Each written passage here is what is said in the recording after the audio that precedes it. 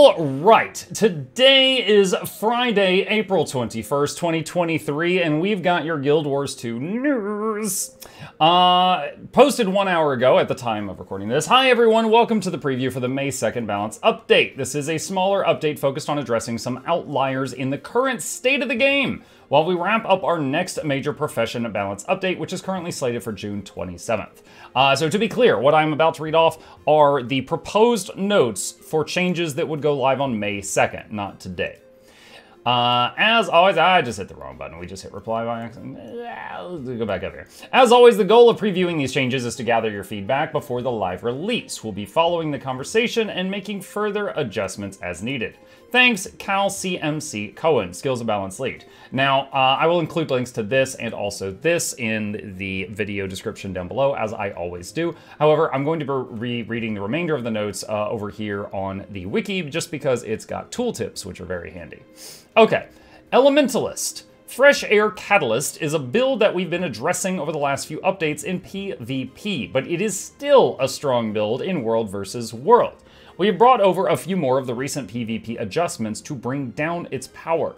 We've also updated Stone Heart to introduce a window of vulnerability and make Earth-based Tempest builds slightly easier to bring down in PvP.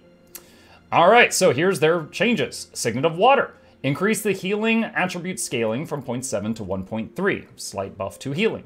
Dragon's Tooth. Reduced the power coefficient from 1.5 to 1.33. Dragon's Tooth has been a bit of a tricky thing for them to balance for a while. You know, in the past, it was basically worthless. It would always miss. Then they gave it tracking. So unless you're evading or blocking or something, it always hits. And after that, it just became apparent like how, the damage was very high. And so this is like the second, third, or fourth nerf that they've done to it, trying to, keep the tracking on it, but tone it down so it's not just such a powerful button. So, reduced power coefficient, hitting Dragon's Tooth in World v World. Stone Heart. Critical hit immunity is now granted for a period of time when entering and exiting Earth Attunement, instead of always while attuned to Earth. So for non-Ellie players, Stone Heart is a trait you can take, and if you have it, you're immune to crits while you're attuned to Earth. The end. Now, most of their healing and sustain comes from water, and for many of the builds, the damage would come from fire or air. You can do some damage as Earth, of course, but it was very, if you've ever been fighting an Ellie and they just seemed like you weren't getting any crits, it's very hard to take them down, they might have been running this. So, that is a big change for Ellie players. So, no more, there are builds where they would sit in Earth for as much of their combat time as possible, thanks to this trait. So, they may be going back to the drawing board. Tempest. The effects of channeling Tempest overload skills now occur more quickly if the Elementalist also has quickness. That's good. I mean, I think that should have always been the case. Catalyst. Fortified Earth. Reduce base barrier from 3k to 1200. Woo! In World v World only. Increase the cooldown from 25 seconds to 30 seconds in World v World only. Elemental Celerity adjusted the recharge amount from 100% recharge to 25 seconds of recharge in World versus World only. Bug fixes. Wildfire fixed an issue that prevented projectiles from interacting properly with the combo field created by the Wildfire skill. Undercurrent fixed an issue that prevented the skill from sinking enemies as intended. Static Field from the Lightning Hammer fixed an issue that caused the skill to occasionally stun non-combatants. Overload Fire fixed an issue that prevented this skill from creating Combo Finisher Whirl the correct number of times. Fury Whirl fixed an issue that prevented this skill from creating Combo Finisher Whirl the correct number of times. And Soothing Mist fixed an issue that prevented the Elementalist from being healed when the effect was refreshed. Okay, so that's it for the Elementalist bug fixes. Next section is Engineer. The focus for Engineer in this update is improving the effectiveness of condition-based Hollowsmith builds. We've also brought down a couple of overtuned damage sources in World vs. World, namely Photonic Blasting Module and Grenade Barrage. Incendiary Ammo, I believe this is the tool belt skill you get when you have a flamethrower kit on your bar. Reduce the cooldown from 40 seconds to 20 seconds in PvE only. Wow, that's a lot. Grenade Barrage reduced the power coefficient from 0.5 to 0.4 in World v World only. So Grenade Barrage, very powerful skill, is going to get a bit less scaling in World versus World from power. Hollowsmith Corona Burst. This skill now inflicts 2 stacks of burning for 5 seconds when striking an enemy in PvE only. So a little bit of a buff in PvE there. Photon Blitz, increased burning duration from 1 second to 3 seconds in PvE only. Photon Blasting Module, increased burning from 5 stacks for 4 seconds to 7 stacks for 6 seconds in PvE only. Reduce the power coefficient from 5.0 to 3.5 in World v World only, though. So trying to keep it from getting too out of hand there. Bug fixes on Throw Mine. Updated the skill description to clarify that the second mine produced by this skill, when the Gadgeteer trait is equipped, will only drop after the first one has landed. So that's just a kind of like changing the text there. That's just a clarification. They're not actually changing how the utility of the skill functions. Gadgeteer fixed an issue that prevented the overcharge version of Rocket Boots from having its cooldown reduced when the skill is used underwater. Despite the fact that I have a lot of hours on Engineer, I never encountered that one. But I avoid water like the plague because I'm so used to, with End of Dragons, the expansion with the water dragon and lots of water and a city, powered by a water dragon but suffering from power failures. The mechs don't work underwater, so I just got used to avoiding water on Engineer. Guardian. On the PvE side of things, we've brought down the damage potential of a few overperforming builds. Condi-based Firebrand and a Lack Willbender.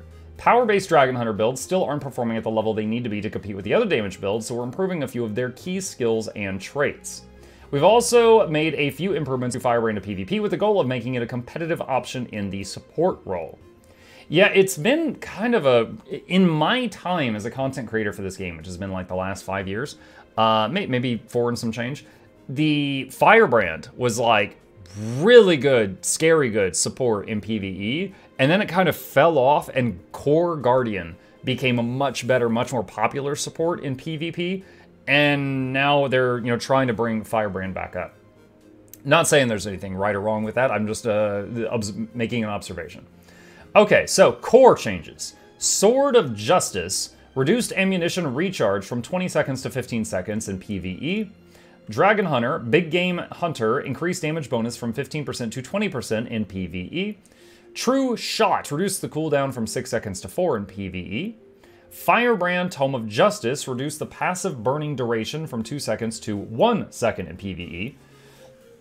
Oof. Permeating Wrath, reduced the burning duration from 2 seconds to 1 second when using the Firebrand Elite specialization in PvE only. Legendary Lore, this trait now grants might when using the Tome of Justice skill instead of increasing the burning duration. Increase the regeneration duration from 3 seconds to 4 seconds in PvP only. Increase protection duration from 2 seconds to 2.5 in PvP only. Epilogue Ashes of the Just, reduce the stacks from 3 to 2 in PvE. Unrelenting Criticism, increase the trigger chance from 33% to 100%. Increase the bleeding duration from 3 seconds to 4 seconds in PvE only. So Unrelenting Criticism is the skill that gives your axe skills a chance to inflict bleeding. So with this, they will always inflict bleeding. It'll be much more reliable. Chapter 4, Shining River, reduce the page cost from 2 to 1 in PvP. This is a skill that heals allies and grants them swiftness, and it does 5 pulses. It did cost 2 pages, now it's 1. Epilogue Unbroken Lines, increase the toughness from 200 to 300 in PvP only. Portent of Freedom, increase stability duration from 1 second to 2.5 seconds in PvP only. That is much better. It's very tricky to use a 1 second stability skill, and I think this is a good change. I don't even like Guardians. I think that's a good change. Willbender. Phoenix Protocol. In PvE only, this trait now reduces the duration of Resolve by 1 second instead of increasing it by 2 seconds. Hold on, I want to reread that. Give me just a second here. So currently, it's gain a lack and regen when Resolve's effect triggers, but you no longer heal. Resolve has a modified duration. And it was 2 seconds longer, now it's 1 second shorter. Interesting. Bug fixes to Hammer of Wisdom. Fixed an issue that displayed an incorrect number of targets when the Eternal Armory trait was equipped. Roiling Light fixed an issue that prevented swiftness granted by this skill from being displayed in the tooltip. Battle Presence fixed an issue that caused this trait to remain active when Tome of Resolve was not in use. Symbol of Vengeance fixed an issue that prevented players from using skills after casting the skill and swapping weapons. Power for Power fixed an issue that prevented this trait from increasing the damage of flames created by Flowing Resolve and Crashing Courage. Indomitable Courage, this trait will now properly stun break allies when you cast Crashing Courage. The allied stability portion of this trait has been moved to the initial cast of Crashing Courage.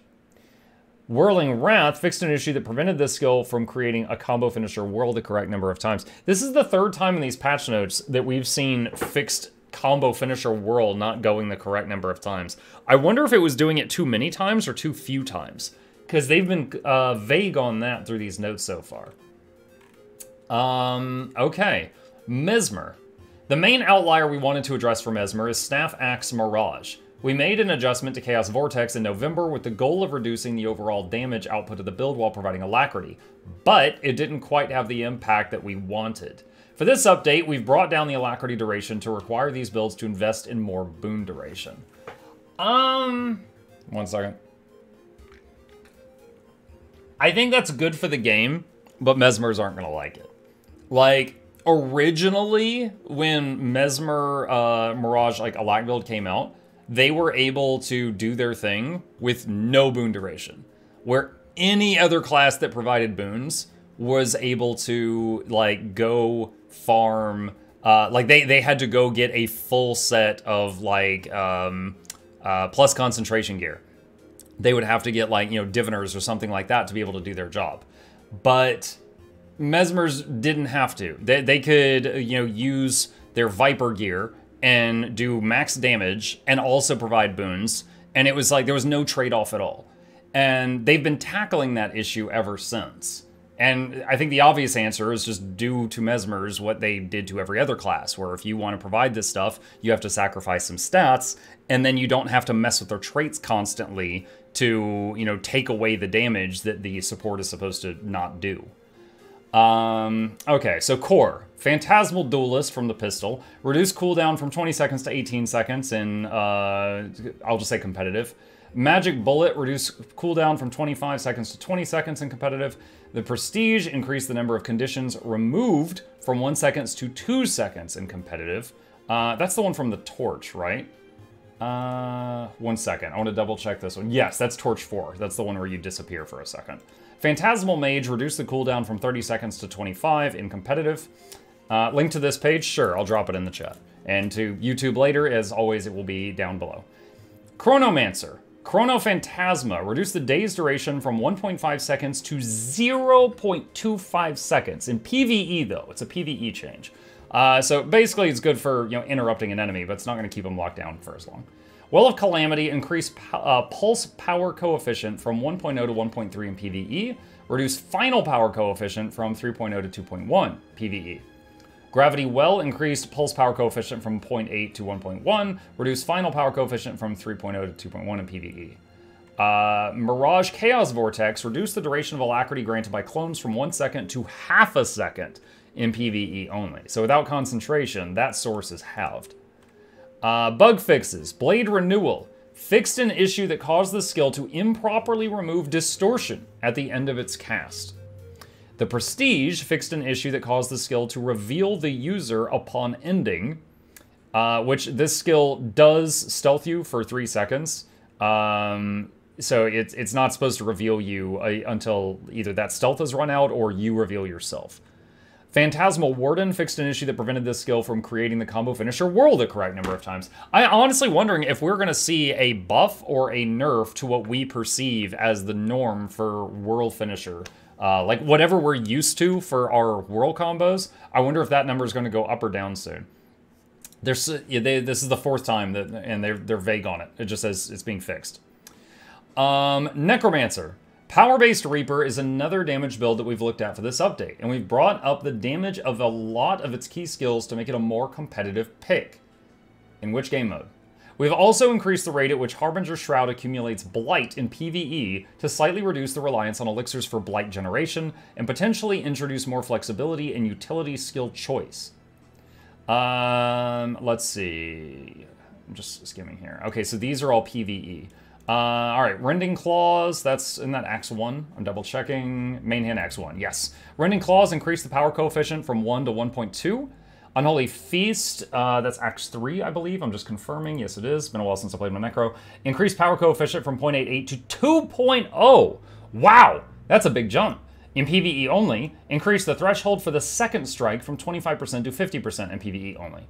Increase the power coefficient of Unholy Burst from 0.88 to 1.0. PvE, Soul Grasp, increase the power coefficient from 0.2 to 2.0. Is this the focus skill? Yes, this is focus 4. This is why I love doing these notes from the wiki. I don't play all 9 classes as much as one another, so that's very handy for this. So, 10-fold increase to the power coefficient scaling for focus 4. Increase the base healing from 440 to 1k in PvE. Spinal Shivers is focus 5. Increase the power coefficient from, I'm just going to say, between 2 and 3.125. It scales with the number of boons on the target when you hit them with this. Now it's going to be 2.5 base scaling up to 4.0 base scaling. Whale of Doom, all right, these next 2 lines are competitive. Whale of Doom, reduce the cooldown from 24 seconds to 20 in PvP and Worldview World. Oh, wow. Woo! Y'all are gonna, oh man, that is going to, I think this is going to play a big role in PvP battles. Like, especially like one-on-one duels. Locust Swarm, increase the life siphon healing from 37 to 55 in PvP and Worldview World. And for those who don't play Necro, that are like, what? That's such a small number? Yeah, it does siphon healing around them. So if they're in the middle of 5 targets, it can hit 5, and then it's doing 5 times that. It's going every second. And it does a whole bunch of pulses. So it helps them stay alive and build up Shroud when they're in a big pile of people or enemy minions, things like that. Reaper, shouts damage bonus for melee range. That was a recent thing. So just a little while back, they made a change to Reaper shouts where they were much stronger if they were used in melee range of an enemy to try to incentivize their use because they weren't getting a lot of gameplay. Chilled to the Bone. Reduce the cooldown from 36 seconds to 30 in PvE. All right, this whole section is PvE only. Gravedigger, increase power coefficient from 3 to 3.6. That's pretty big. Nightfall, increased power coefficient from 1.05 to 1.15, small buff. Soul Spiral, increased power coefficient from 0.6 to 0.7, small buff. Life Rend from 0.9 to 1.4, decent buff, almost 50% of what it was. Life Slash, going from 1.25 scaling to 1.6. Life Reap, going from 1.7 to 1.8, tiny little buff. Infusing Terror, increased damage reduction percentage from 20% to 66%. In PvE only. Wow. So that is going to be very noticeable when you're trying to solo big things in like open world. Now, granted, it could sometimes become useful on like raid bosses and stuff because we're talking PvE, but for any Reapers that already weren't able to solo big stuff in open world, this is going to make like those windows of opportunity so chill. Pun not intended. Deathly Chill. Adjusted bleeding from 2 stacks for 8 to 4 stacks for 4 in PvE only. So basically the damage is going to happen faster. Harbinger. Harbinger Shroud. Increase blight stacks per second from 1 to 2 in PvE only. That's just really cut and dry, isn't it? Voracious Arc. Reduce blight threshold from 10 to 5. I need a refresher on that one. Let's see. Voracious Arc. Leap to your destination. Oh, that's the Shroud 4. If you are at or above the Blight threshold when you activate this skill, consume that amount of Blight to double the damage and torment the foes. So this reduces how much Blight you need to trigger that effect.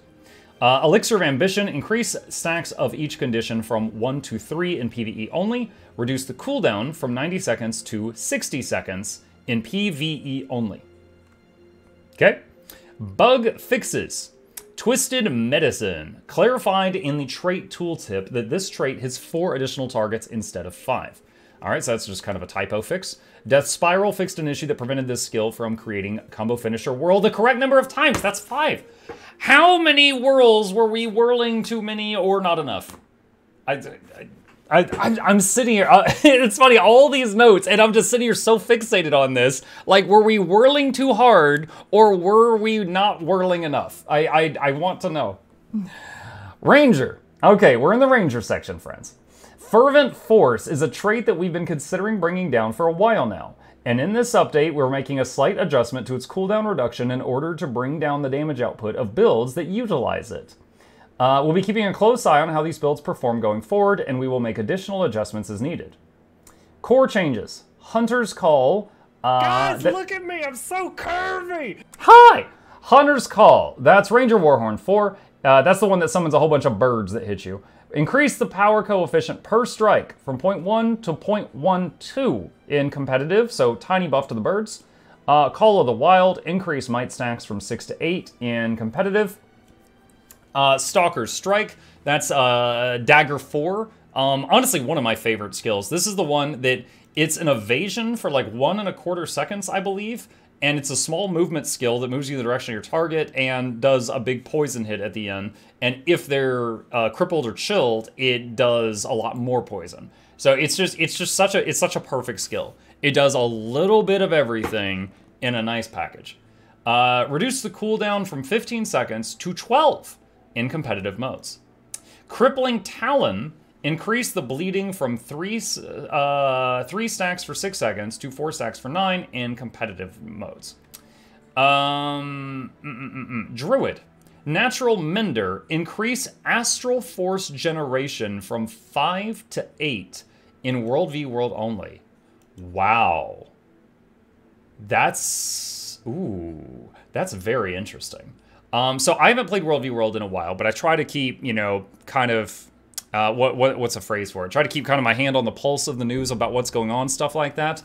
So, you know, it was not too long ago that they gave Druids passive Astral Power regen, which really opened up a lot of options for them, because for the longest time, for many years, they did not have passive Astral Power regen. This, going from 5 to 8. Also, in World v World, chat, please correct me if I'm wrong, I'm pretty sure Astral Form still has only a 10-second cooldown in there. In PvE and World v World, I think it's a 10-second cooldown. But in PvP, in competitive PvP, I believe it's 20 seconds or longer cooldown. So World v World, you can go in and out of Shroud a lot. Or I said Shroud. Yeah, Moonshroud. Moonshroud. But yeah, this will be very interesting, and there's a lot of, you know, far better than me Druid duelists I know that, you know, will just 1v1, 1v3, depending on how good the enemies are in World v World, and they can do some disgusting stuff. They're gonna love this. Where's Paper Roll, right? Yeah, Paper Roll's one of them, yeah. Shout out to Paper Roll on YouTube. He does almost exclusively Ranger content. I enjoy his videos. Eternal Bond. Increase the base healing from 584 to 701. This is the skill for Soul Beast when you're merged with your pet. Whenever you use one of the merge skills, like F1, F2, F3, you'll get a small heal. It's nice in the right conditions, so a little bit of a tiny boost there. Untamed Fervent Force, reduce the cooldown reduction from 4 seconds to 3 in PvE. So Fervent Force is kind of the make or break skill for the PvE Untamed. So for anyone who doesn't know what this is, basically it's when you hit an enemy with a CC successfully, your skills, like all the skills on your bar, jump ahead in their cooldown. So it's like if they had 20 seconds remaining, then suddenly it's 16. They jump ahead. So effectively, if you have a bunch of CC skills on your bar and you're hitting them fast enough, you are getting to just machine gun your skills. Just very rapid fire. It's murder on your wrist, but it allows you to do a lot more than you otherwise should be able to if you just have a build that does a lot of small CCs. Because it doesn't matter the strength of the CC, it's about the quantity of them. And so this is a small nerf to that, but if played properly, it's, I mean, it's not as like piano as Weaver, but it's a bit of a piano, but it can do some pretty amazing things. Bug fixes. Fortifying Bond fixed an issue that caused the skill to display an incorrect might value in certain game modes. Okay, so kind of a tooltip fix type thing. Grace of the Land fixed an issue that prevented might from being applied to downed players. Since you can't see the boons that are on you when you're in down state, I didn't even know that you could put might on down players. I knew I never thought, it makes sense that you could. It seems obvious, because if you get revived, sometimes you snap up and you've already got a bunch of boons on you. Obviously that happened while you're down. It's just not easy to see that, but okay. Two-handed training, removed an erroneous internal cooldown indicator. All right. Fixed an issue that prevented soul beasts from re-merging at the end of zip lines. That one was a bit annoying, so that's a good change. So for anyone who hasn't played Ranger, you know, Soul Beast, you can merge with your pet vanishes, and you get a bunch of extra buttons on your bar. It's, over the years, it's been very fickle. Anytime you would get on a mount, or cross a loading screen, or get on anything that the game considered like a vehicle. And like you would be merged, and then hop off the other end of this thing and no longer be merged, stuff like that. And it seems like they're still trying to, you get that fixed. That was murder on Canning Overlook. Yeah, like another, this is kind of a segue from that, but like another one is like if you're a ranger and you've got a bunch of spirits out to buff your party and you get on the zip line on Canning Overlook, it despawns all your spirits. So on the other end, your party has no alacrity for 20 plus seconds while you're waiting on the spirits to cool down. Kind of a bummer. Hope they fix that someday. Revenant, Condition-Based Alacrity Renegade, is another build that slightly overperforms in PvE, while power Renegade builds aren't up to par. We've brought down the condition damage and bumped up the power damage of some Renegade skills to bring these builds more in line with other options. I know that this is not this topic, but anytime I read anything about Renegade damage, I get like PTSD nom flashbacks of 7-Shot. For those who remember, when Renegade in PvP for a time was basically just get close to an enemy and click the 7-Shot skill, and it was a shotgun. And it ended up leading to them, among other things, but it's one of the things that led to them removing celestial stats from PvP. So it's just like flashbacks for me. Anyway, we're talking about PvE right now. In PvP, oh no, we're not. In PvP, Condition-Based Revenant is a build that we've been bringing up slowly over the last few balance updates. It's starting to see a bit more play, but it's still not quite up to the level of other builds, and we've made a few more improvements for this update. Core, Fiendish Tenacity, increased base healing from 165 to 196 in PvP only. Echoing Eruption, increased ammo recharge time from 12 seconds to 10 in PvP only. Facet of Nature, reduced max number of targets from 10 to 5 in PvE only. Ooh, that's a small bummer, honestly. Honestly, it's so rare to find.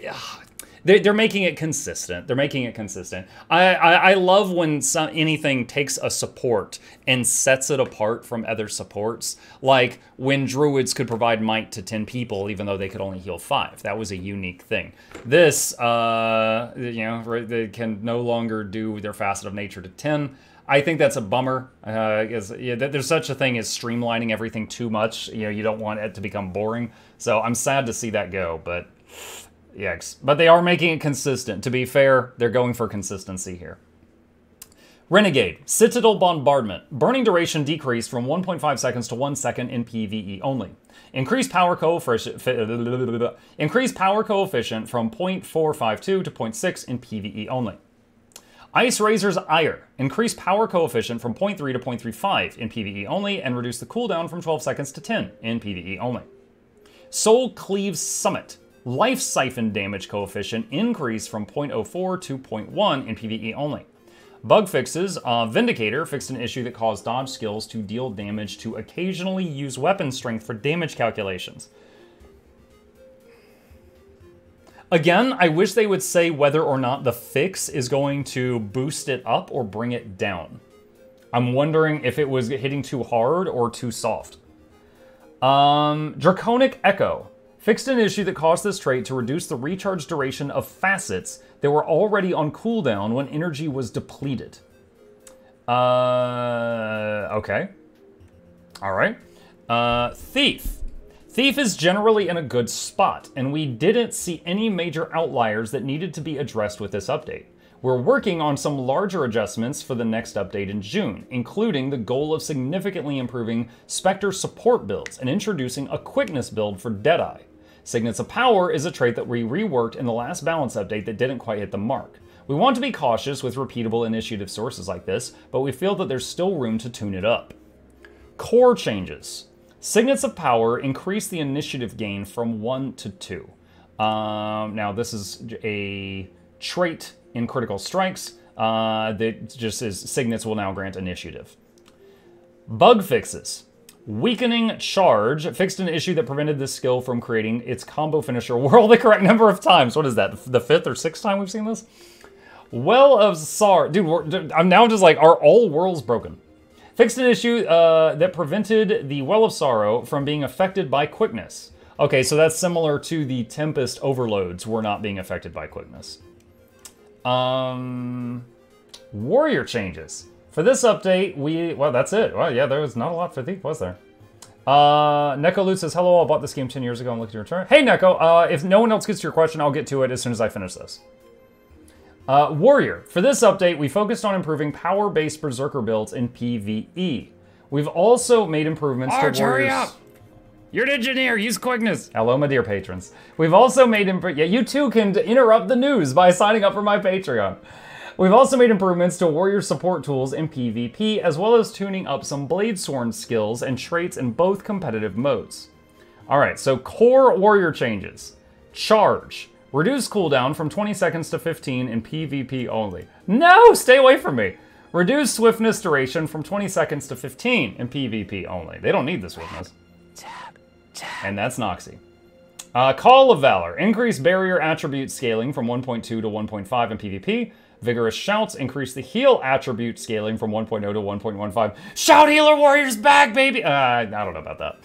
Martial Cadence. Increase the quickness duration from 2 seconds to 3 seconds in competitive modes.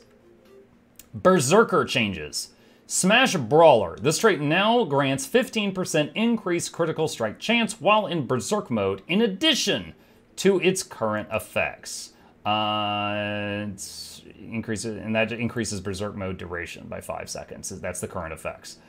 Decapitate. Increase power coefficient from 2.5 to 3.0 in PvE. Oh, it's PvE, thank God. Decapitate hits so hard. I was like, oh, great. Yeah, okay, I'm dead.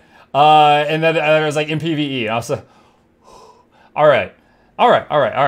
Arc Divider. Increase power coefficient per strike from 1.5 to 1.7 in PvE. Reduce power coefficient per strike from 0.7 to 0.6 in World v World only. Spell Breaker.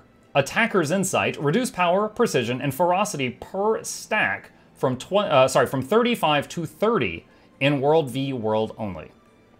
So currently Attacker's Insight. I need a refresher on this one. So gain insight when disabling foes or removing boons. Full counter refreshes all burst skills on hit. And then insight is 50 power, 50 precision, 50 ferocity, and stacks up to 5 times. And now it's going to be less than that. Oh, sorry, that was the PvE mode. It was 45 PvP. Okay, Bladesworn. Gun Stinger. Increase the ammunition from 1 to 2 in PvP and World v World. Reduce the cooldown from 18 to 15 in PvP and World v World. So more ammo, and you could use it more often. They're definitely trying to get this to be a little more useful than it currently is. Dragon Spike Mine. Reduce cooldown from 35 to 25. Whoa! In competitive game modes. Unshakable Mountain. Increase base barrier from 800 to 1k in competitive. Artillery Slash. Reduce the ammo recharge time from 10 seconds to 8 seconds in competitive. Tactical Reload. Reduce cooldown from 60 seconds to 40 seconds in competitive. Oh man, I still miss the days when Tactical Reload worked on Shout. You'd just be like, walk it off, rub some dirt in it. It builds character. Your lungs just reloading. Walk it off. I still fondly remember reloading Shouts. I'm sad to see it's still gone. Bug fixes. There was one bug fixed for... Can you guess what it is? Whirlwind attack wasn't whirling the right number of times. I have no idea if that's a buff or a nerf. They were very vague on it. So hold on, let me go back to the other notes. I just want to see if maybe they were any more specific here. Fixed an issue that prevented the skill from creating whirl the correct number of times. Nope, they weren't. So yeah, I'm not sure on all these whirls. Honestly, I don't like... I've played many classes where World Finishers was a part of the damage rotation, but none where it was like, you know, the big move. But I'm really wondering, like maybe Ranger Axe 5. You know, because that one hits like a truck if you line it up correctly. But I'm really wondering, are we going to be whirlier or less whirly? I'm not sure. Are we going to be like Beyblade, let it rip, or are we going to be like spinning around like we're holding foam pool noodles going forward? I'm not sure. So eagerly waiting to find that out. Yeah, that is everything. That is everything and all the insight I have on it. I, of course, don't play all 9 classes as much as many of the other people do, but that is what I know about what is coming. As always, the links to both of these pages are down below, and if you don't like something about this, or you think they need to tweak something about this, it is very important to remember that they are telling us this stuff ahead of time, so you have time to respond. In the link to the forums, which I will include down below, and I'm going to put it in my Twitch chat right now, if there's something you want to add, or you hope they add, or you got some insight, like, wait, you're going to break warriors, here's how, go there and say it. Go there and say it. You know, it might still go through. It doesn't guarantee anything, but the only way that anything on this list will change between now and May 2nd, which is when it's scheduled to go live, is if you leave some feedback and they're like, oh shoot, he's right. And that has happened many times before. In just recent months, there were changes to Guardians and Scrappers that were proposed for World v. World, and a lot of people were like, wait, this is a bad idea, here's why, and they backpedaled on those changes, or they postponed them in some cases. So yeah, just remember, go to the forums, make your voice heard if you wish to do that. And that's it for today. So yeah, if you got any questions, problems, thoughts, concerns, put them in the comments down below, or if you got any additional information to share with our other members of the community, and I'll be back next time with more news.